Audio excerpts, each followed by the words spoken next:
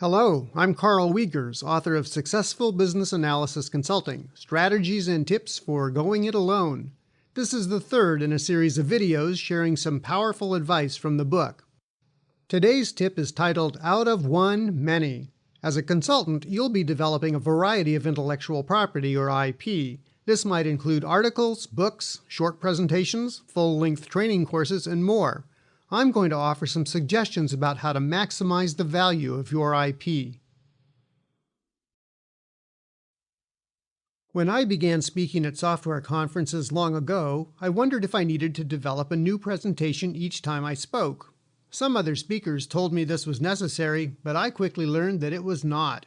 In fact, I've delivered certain short presentations more than 24 times at conferences, professional society meetings, webinars, and for clients.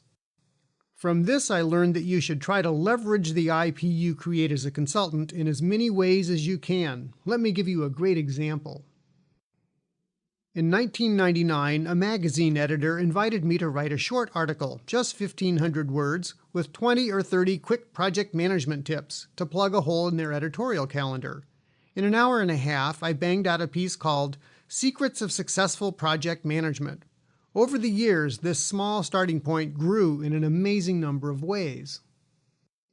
By adding some more content, I created a 1-hour presentation called 21 Project Management Success Tips, which I have delivered 12 times.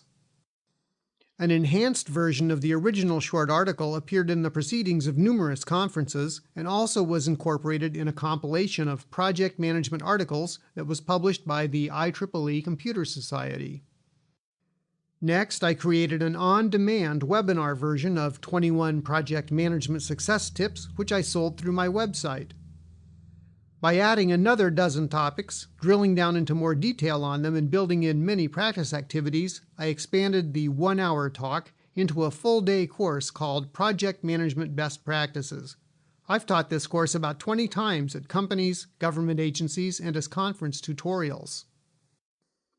I had already developed a series of e-learning versions of my training classes, so the next logical step was to create an e-learning version of the Project Management Best Practices course. I sell this through my company website and through another training company. I selected about 36 slides from that e-learning course and packaged them as the 5-Minute Manager e-learning series, with quick-hitting micro-tutorials on focused topics for busy people who don't need to take a whole course. This was also sold through my website. I wrote a series of articles amplifying on some of the project management tips, which appeared in various print and online magazines. Next, I collected several of these papers into my Project Initiation Handbook. Finally, the Project Initiation Handbook, several of my other articles on project management, and some new material evolved into a book titled Practical Project Initiation, which was published by Microsoft Press. Obviously, I put a lot of work into developing all these enhancements, extensions, and variations from that initial short article, but it did pay off.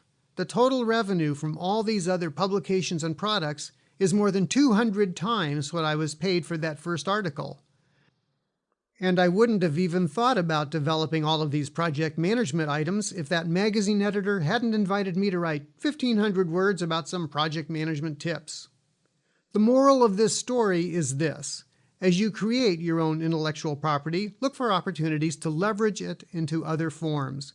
People learn in different ways, so packaging high-quality content for delivery in various media and through multiple channels increases its potential value to your audiences. It also helps your company's bottom line.